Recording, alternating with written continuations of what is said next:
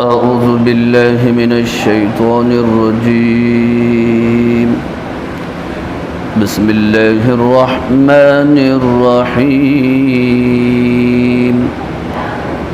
شهر رمضان الذي أنزل فيه القرآن هدى للناس وبينات من الهدى والفرقان فمن شهد منكم الشهر فليصم ومن كان مريضا أو على سفر فعدة من أيام أخر يريد الله بكم اليسر ولا يريد بكم العسر ولتكملوا العدة ولتكبروا الله على ما هداكم ولعلكم تشكرون. وإذا سألك عبادي عني فإني قريب أجيب دعوة الداع إذا دعان فليستجيبوا لي وليؤمنوا بي لعلهم يرشدون. صدق اللہ العلی العظیم. بزرگان محترم اور برادران عزیز، الحمدللہ ثم الحمدللہ. ابھی آپ حضرات کے سامنے دوسرے پارے کی سورۃ البقرہ کی دو آیات، آیت نمبر 185 185 اور آیت نمبر 186 186 تلاوت کرنے کی سعادت عظمیٰ حاصل کی گئی ہے. ان دونوں آیتوں میں پہلی بات تو یہ بیان کی گئی ہے کہ اللہ تعالیٰ نے ماہ رمضان کو روزوں کے لیے اس لیے منتخب فرمایا ہے کہ اس میں اللہ نے قرآن مجید نازل کیا ہے. دوسری بات، قرآن مجید کی صفات بیان کی گئی کہ قرآن مجید انسانیت کے لیے ہدایت ہے. اور تیسری بات یہ بیان کی گئی کہ قرآن مجید سے ہدایت اس وقت ملتی ہے جب کہ قرآن مجید میں جو کھلی کھلی باتیں بیان کی گئی ہیں آدمی اسے سنے، اس پر غور و فکر کرے، تو اس سے ہدایت کے راستے ہموار ہوتے ہیں. اور تیسری بات یہ بیان کی گئی ہے کہ قرآن مجید فرقان ہے، حق اور باطل کے درمیان تمیز کرنے والا، حق اور باطل کے درمیان فرق کرنے والا ہے. یہ وہ باتیں تھیں جو اس سے پہلے والے درس میں گزشتہ ہفتہ تفصیل کے ساتھ بیان کی گئی تھی. آج اس کا صرف خلاصہ بیان کیا گیا.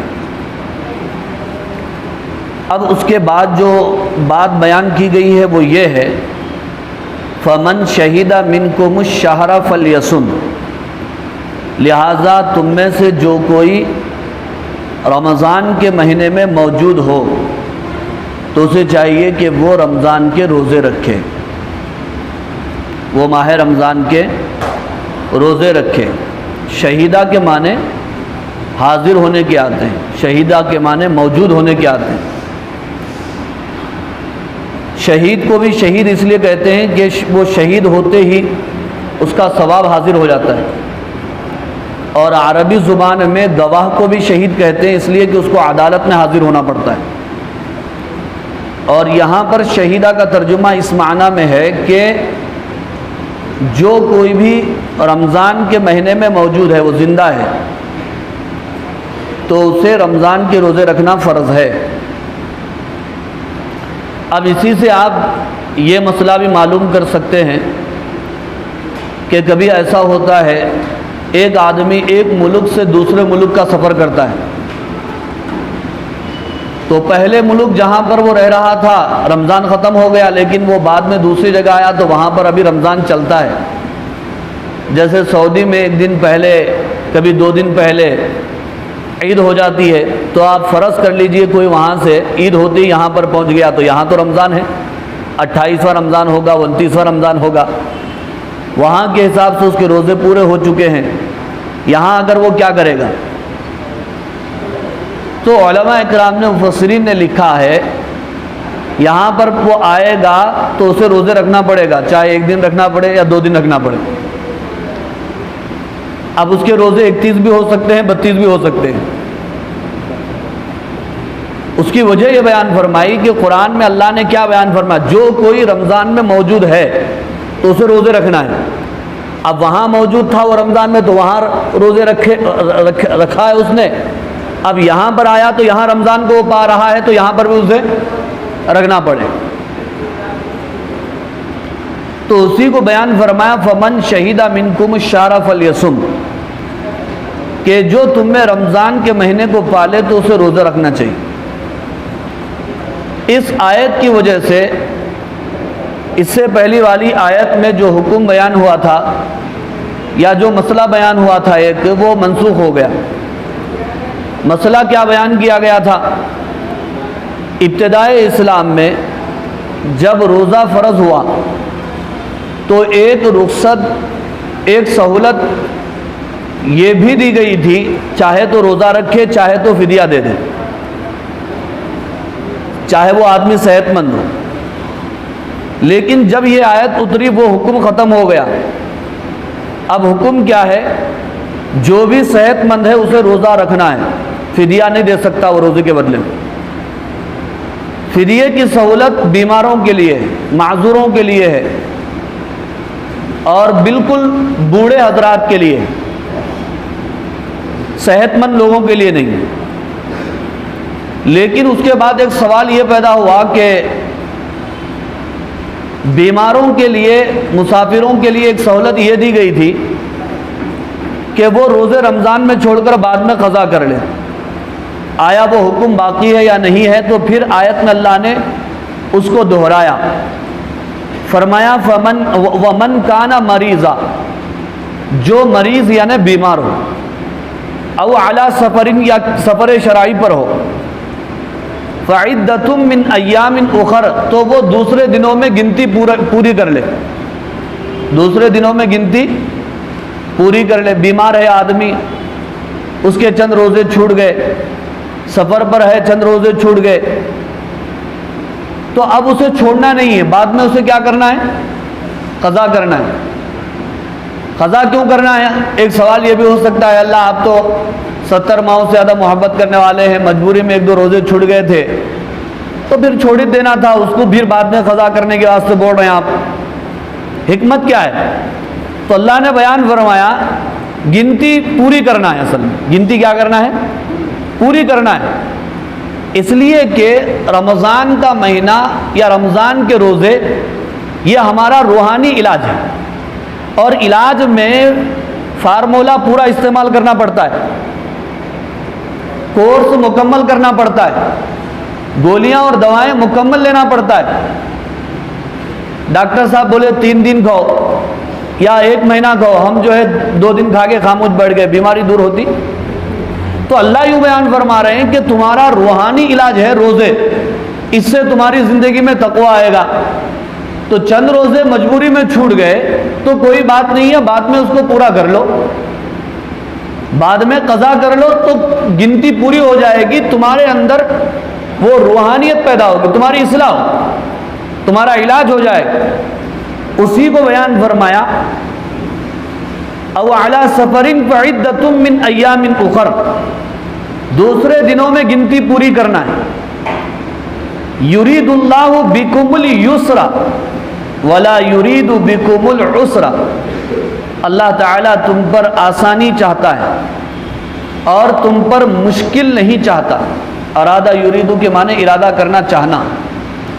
اب اللہ یوں بیان فرما رہے ہیں کہ روزوں کے قضا کرنے کا اللہ نے حکم دے کر مسلمانوں پر احسان کیا ہے اور آسانی پیدا فرمائی ہے۔ اب اگر اللہ آسانی پیدا نہیں کرتے، یوں کہتے بھائی تم بیمار رہو، مر جاؤ، کھپ جاؤ، کیا بھی کرو، تم چاہے گھر پہ رہو چاہے سفر پہ رہو، روزے تم کو رکھنا ہی رکھنا ہے، تو کیا کر لیتے تھے ہم؟ کچھ کر لیتے تھے؟ وہ ہمارا پیدا کرنے والا ہے، ہم کو چاہے زندہ رکھے چاہے مار دے، ہم پوچھ سکتے ہیں؟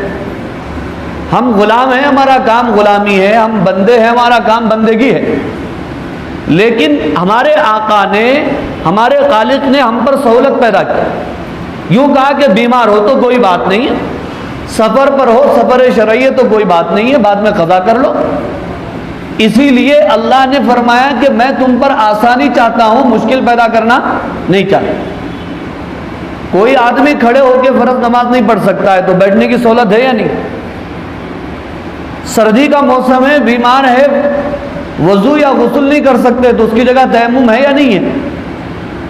یہ سہولت اسلام نے، شریعت نے، اللہ نے دی ہے۔ اسی لیے فرمایا ہمارے نبی نے الدین یسر، دین آسان ہے، یعنی دین کا کوئی مسئلہ ایسا نہیں ہے جس پر چلنا ہمارے لیے مشکل ہو یا جس سے ہماری جان کو خطرہ ہو، ایسا کوئی ہے کیا بھائی؟ ہر حکم پر بندہ عمل کر سکتا ہے۔ فرمایا یرید اللہ بکم الیسر ولا یرید بکم العسر، رب ذوالجلال تم پر آسانی چاہتا ہے، عسر اور مشکلیں پیدا کرنا نہیں چاہتا۔ وَلِتُكْمِلُوا الْعِدَّةَ، تاکہ تم گنتی کو پورا کر لو۔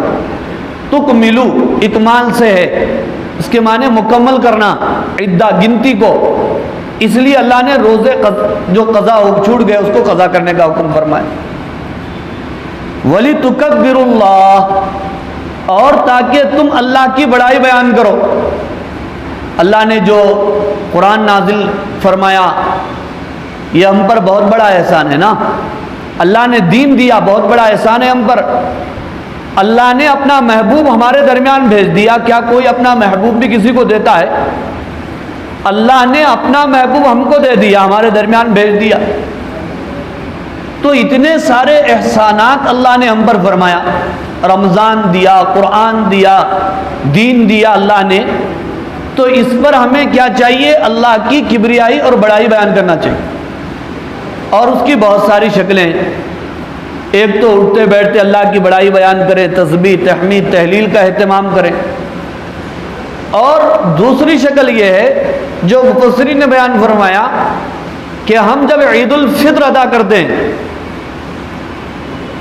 عیدگاہ جاتے ہیں تو راستے میں ہم تکبیرات تشریق پڑھتے نہیں پڑھتے، بقرعید میں بلند آواز سے پڑھتے ہیں اور عید الفطر میں آہستہ پڑھتے ہیں، پڑھتے نہیں پڑھتے بھائی؟ بہت کم لوگ ہیں پڑھنے والے، اکثر تو اپنے کپڑوں کی چکر میں، سواریوں کی چکر میں، عید کی تیاری میں سب بھول جاتے۔ عید کی سنتیں کس کو یاد ہوتی؟ اللہ اکبر، اللہ اکبر، لا الہ الا اللہ، واللہ اکبر، اللہ اکبر وللہ الحمد، یہ تکبیرات تشریق ہے نا۔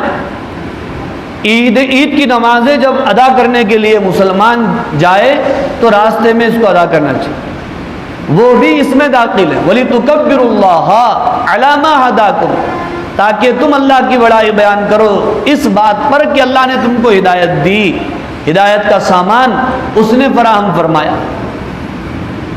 وَلَعَلَّكُمْ تَشْكُرُونَ، تاکہ تم شکر ادا کرو۔ اللہ نے ہم پر احسان کیا ہے تو ہمیں اللہ کا شکر ادا کرنا چاہیے۔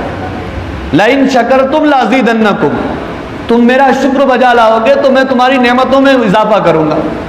وَلَئِن كَفَرْتُمْ إِنَّ عَذَابِي لَشَدِيدٌ، نافرمانی کرو گے، ناقدری کرو گے تو پھر میرا عذاب بڑا دردناک ہے، بڑا سخت ہے۔ تو بزرگوں اور عزیز دوستو، اللہ نے جو نعمتیں ہم کو عطا فرمائی، قرآن کی شکل میں، رمضان کی شکل میں، روزوں کی شکل میں اور احکام کی شکل میں، اس میں ہمیں اللہ کا شکر ادا کرنا چاہیے۔ اور شکر تین طریقے سے ادا کر سکتے ہیں، شکر لسانی، شکر قلبی، شکر بالجوارح، زبان سے شکر ادا کرے، پہلے دل سے شکر ادا کرے، دل میں سوچے اللہ کی کیا کیا نعمتیں، اس کو شکر قلبی کہتے ہیں۔ اور شکر لسانی زبان سے بھی، لا الہ الا اللہ، سبحان اللہ، الحمدللہ، یہ اللہ کا شکر ہے زبان سے۔ اور شکر بالجوارح، اپنے جسم سے بھی شکر ادا کرنا، نماز پڑھنا، روزہ رکھنا، تلاوت کرنا، اللہ کی نافرمانی سے بچنا، یہ سب کیا ہے؟ شکر بالجوارح، اعضاء سے اللہ کا شکر بجا لا۔ تو بزرگوں اور عزیز دوستو، یہ سورۃ البقرہ کی آیت نمبر 185